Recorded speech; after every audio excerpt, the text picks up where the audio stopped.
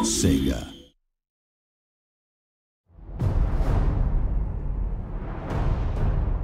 Welcome to our first demo walkthrough for Total War Warhammer. What you're about to see is a scripted version of the battle for Blackfire Pass, a set-piece quest battle between the Empire and the Greenskins. The game is very much a work in progress at this stage, but we hope you'll enjoy having a look at how it's all coming together. Now is the time, men of the Empire, to unite, for the Orcs gather. Beyond the pass, a war boss draws to him all that is foul. An Orc horde beyond imagining. As Sigmar thought, so shall we. We will become part of the legend. We will wipe the Orcs from our door. And only when this is done, when our nation has healed, shall I take up Gal Maraz for Sigmar, for the Empire, for the Warhammer! So that was Emperor Karl Franz giving his rousing pre-battle speech. He's one of the game's legendary lords, so he's a powerful general and a mighty warrior in his own right. Playing a campaign as the Empire, you'll unlock this particular quest battle as Karl Franz levels up. So the Empire's fielding a lot of artillery in this battle, but it's worth noting that you won't just be able to recruit all of this stuff right from the start of the game. There are quite a few late-game units on show here today, and the same goes for spells as well. You'll see a lot of kind of late-game, high-level stuff.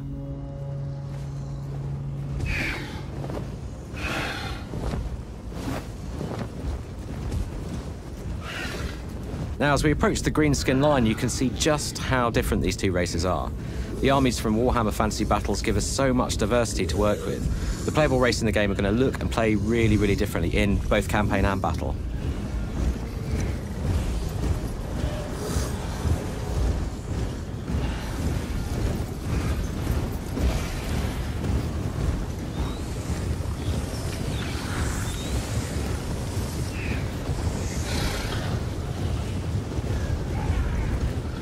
And looking out over Blackfire Pass for a second here, you can just see the kind of fantastical landscapes that we've never been able to do before in a Total War game. And this is just one geographical part of the old world. This is the Greenskin race leader Grimgor Ironhide. He's accompanied by the Immortals, his hard-as-nails band of Black Orc bodyguards. He's also brought an Orc Shaman into battle with him, so we'll see him throwing some spells around in a bit.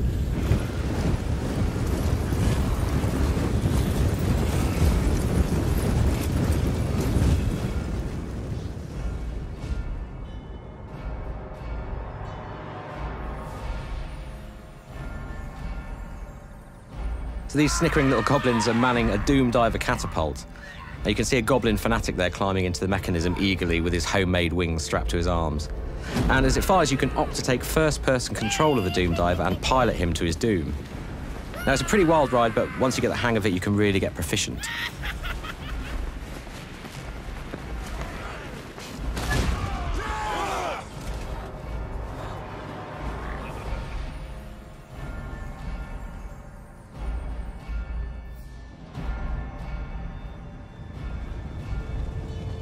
So that's another spellcaster right here. This is a Goblin Shaman. You can see him riding his wolf there. So he casts spells from the Little War magical lore.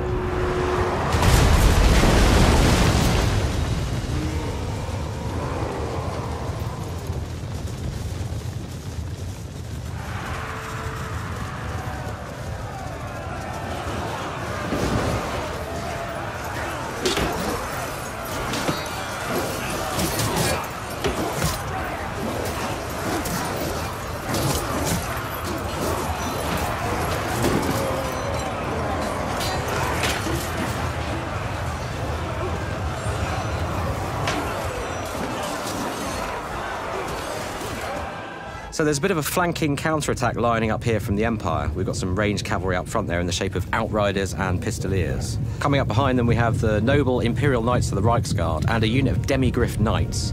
These are super heavy shock cavalry on vicious, monstrous mounts. Now, they can withstand a real pounding, so they're really useful in longer melee engagements.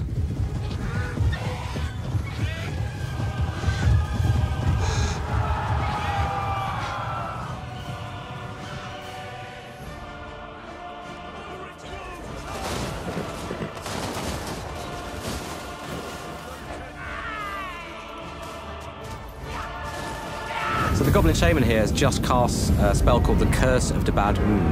Now, it's a pretty powerful, impressive-looking high-end spell, but it's worth noting that we don't want magic to be too OP. You'll have a limited pool of magic to use in every battle that recharges over time according to various factors.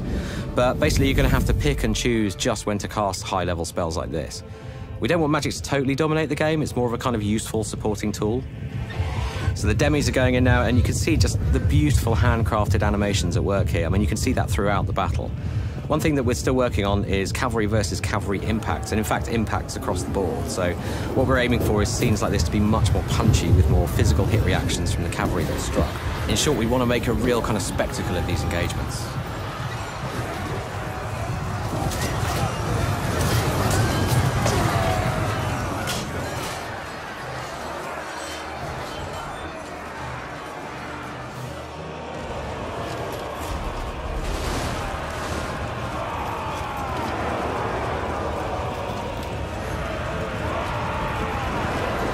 So panning down the line here, you can see just how dynamic our infantry charges have become. You've got units leaping into the fray, defenders physically bracing for impact. You've got AoE attacks going off from large characters. That's Grimgor Ironhide there, getting stuck in with his big magical axe.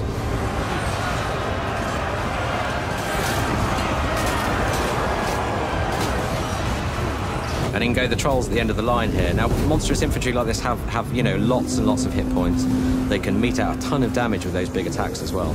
And these guys are also, as you can see, partial to puking acid bile all over their enemies.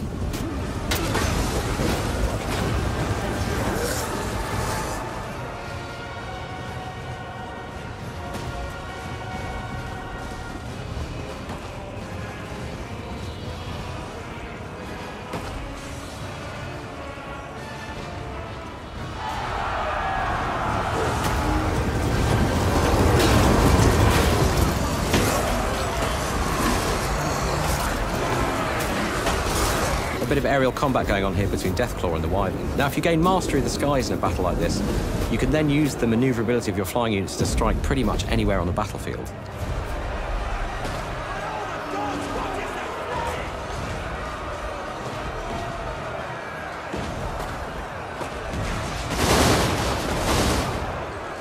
And as the Wyvern comes down here to attack these state troopers, you can see how each of these big monsters has some really spectacular combat animations. It really brings them to life and gives them tons of character.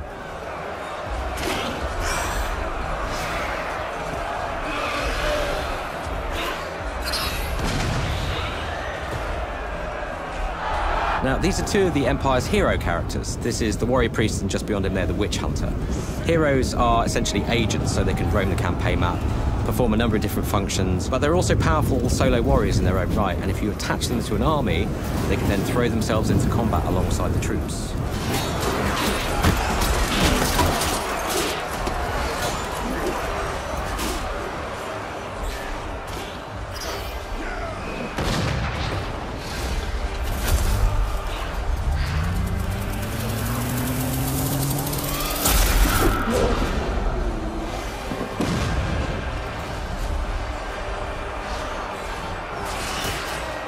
So this is the Orc Shaman casting one of the spells from the Big War magical lore.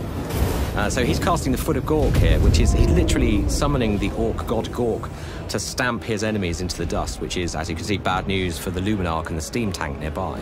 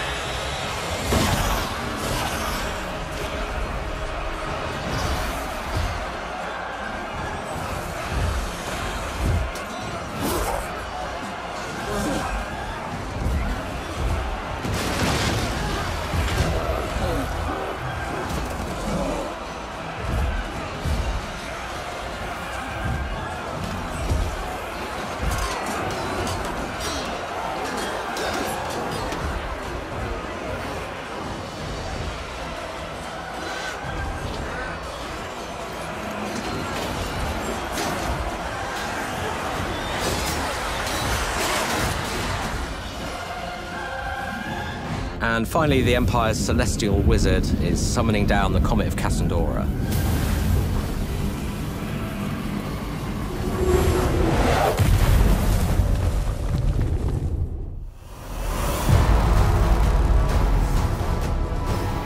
So thanks for watching the demo, and this really just scratches the surface of the incredible Warhammer world we'll be asking you to conquer.